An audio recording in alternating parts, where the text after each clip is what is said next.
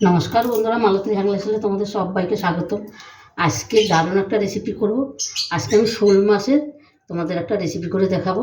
আজকে আমি শোলের শোল বড়ি করে দেখাবো। এখানে বড়িও নিয়ে নিয়েছি। এখানে দেখো শোল মাছটা আমি বেশ ভালো করে, শোল মাছে বন্ধুরা বেশ ভালো করে ধুতে হয়, আর লোদ লোদ বেরোয় তো। এটাকে গরম জল দিয়ে খুব সুন্দর করে আমি কিন্তু নুন দিয়ে ভালো করে ধুয়ে নিয়েছি। এটাকে এবার আমি নুন হলুদ মাখিয়ে নিই ভালো করে। আর আজকে শোল মাছটা, এর আগে আমি অনেকবার শোল মূলো করেছি, অনেক ধরনের রেসিপি করেছি, কিন্তু এই যে শোল বড়ি করবো, এখানে নুন হলুদ দিয়ে দিলাম আর দিয়ে দিলাম নুন। এবার এটাকে আমি ভালো করে নুন হলুদ মাখিয়ে, এখানে দেখো তেলটাও কিন্তু আমার গরম হয়ে গেছে। আর এটার মধ্যে ফোড়ন দিন রাঁধুনি, ও অসাধারণ।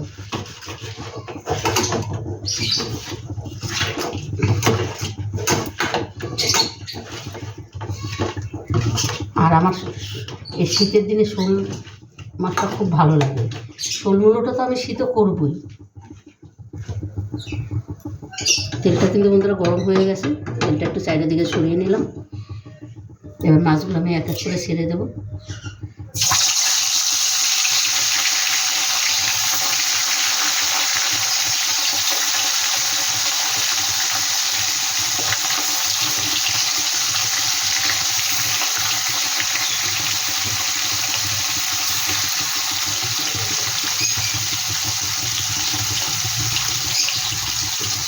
আর পুরো ভিডিওটা বন্ধুরা দেখতে থাকো, খুব ভালো লাগবে, অসাধারণ একটা ভিডিও। কিন্তু বন্ধুরা মাছটা কিন্তু একটা ভালো ভাজা হয়ে গেছে। একটু উল্টে এবার উল্টে একটা মিষ্টি মাছটা করি।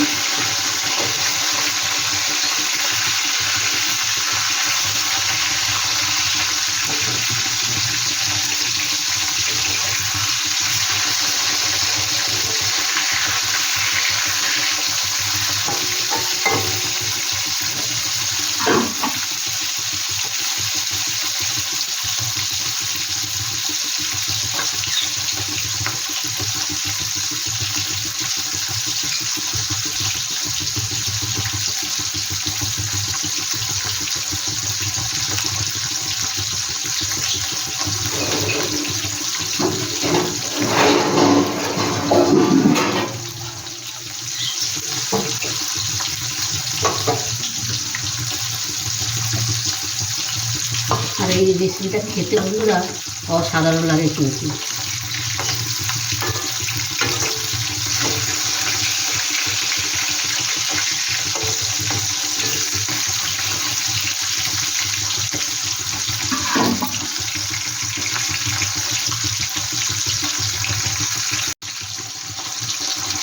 এবার মাছটা আমি তুলে দিচ্ছি। মাছটা কিন্তু আমার ভাজা হয়ে গেছে খুব সুন্দর।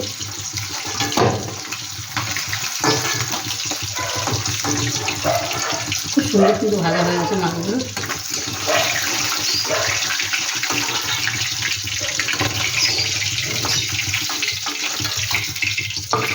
বাকিগুলো আমি একইভাবে ভেজে নেব।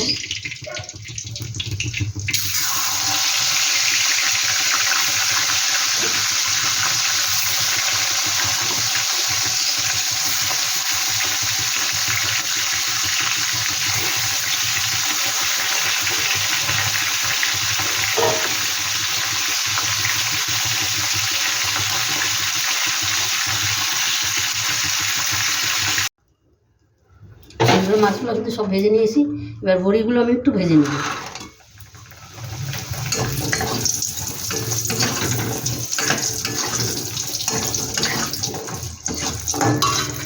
বড়িগুলো কিন্তু মাছের সাইডে আমি রেখে দিচ্ছি।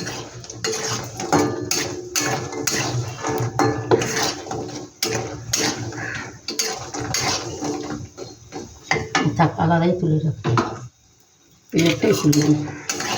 বড়িগুলো আমার ভাজা হয়ে গেছে, এবার আমি নামিয়ে দিচ্ছি।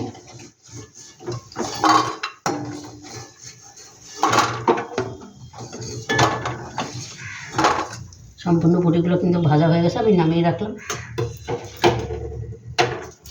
দিয়ে দিলাম একটা তেজপাতা ফোড়ন, আর বলছি রাঁধুনি ফোড়ন দিয়ে মাছটা তৈরি করব। দিয়ে দিলাম রাঁধুনি ফোড়ন। আর এই রাঁধুনি ফোড়নটা আমার অসাধারণ লাগে। খুব ভালো লাগে আমার রাঁধুনি ফোড়ন। দিয়ে দিলাম আলু। আলুগুলো একটা আলু আমি লম্বা লম্বা করে কেটে নিয়েছি।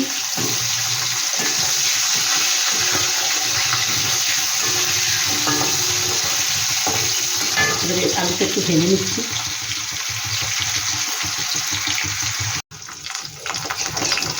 বন্ধুরা দেবো আলুগুলো কিন্তু আমার বেশ একটু হালকা লাল লাল করে ভেজে নিয়েছি। এবার এখানে আমি দিয়ে দিচ্ছি মশলা। এখানে দেখো আদা বাটা আর কাঁচা লঙ্কা বাটা দিয়ে দিলাম।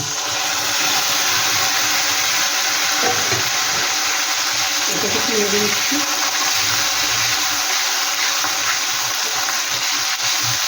সাথে দিয়ে দিলাম একটা বড়ো সাইজের টমাটো গ্রেট করে রাখছিলাম, সেই টমাটোটা দিয়ে দিলাম।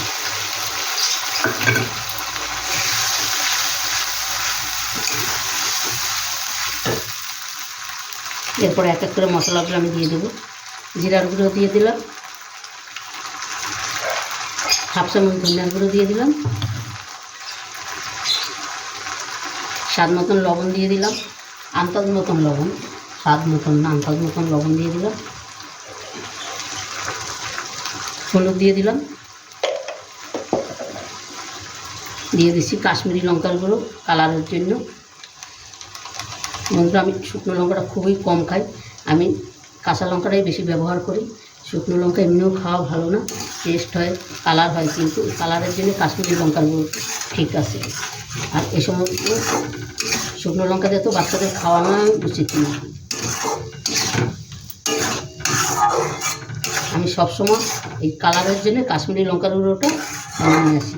এবার আমি মশলাটা ভালো করে একটু কষিয়ে নিই।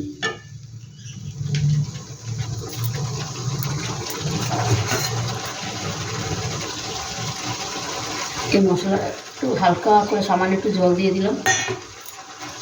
এবার ভালো করে মশলাটা আমি একটু কষিয়ে নিচ্ছি। সুন্দরভাবে কত সুন্দর তেল ছেড়ে গেছে, কিন্তু সুন্দরভাবে আমার মশলাটা কিন্তু কষানো হয়ে গেছে। এখানে কিন্তু এবার আমি জলটা দিয়ে দেবো।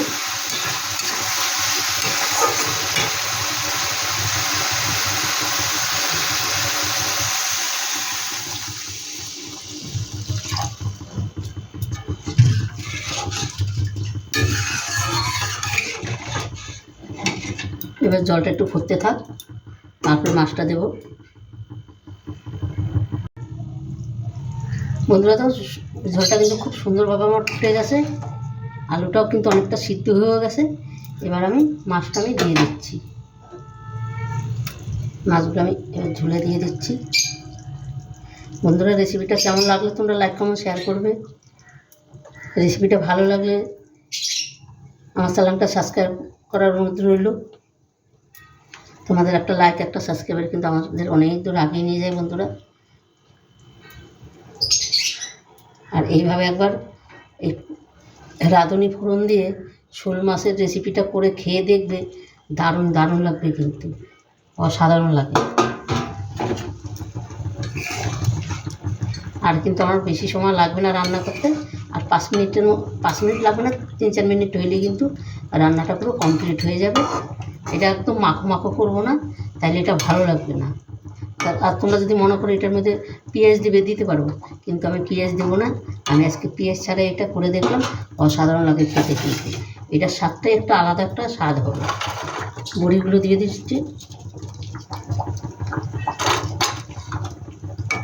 দারুণ একটা গন্ধ আসছে রাঁধুনি ফোড়নের। এবার আমি 3-4 মিনিট রান্না করলে আমার কমপ্লিট হয়ে যাবে রান্নাটা। বন্ধুরা রান্নাটা কিন্তু আমার পুরো কমপ্লিট হয়ে গেছে। এবার আমি গ্যাসটা বন্ধ করে দেব। এর থেকে ঝোলটা আর আমি বেশি কমাবো না। এখানে আমি কিছু ধনেপাতা কুচি দিয়ে দিচ্ছি।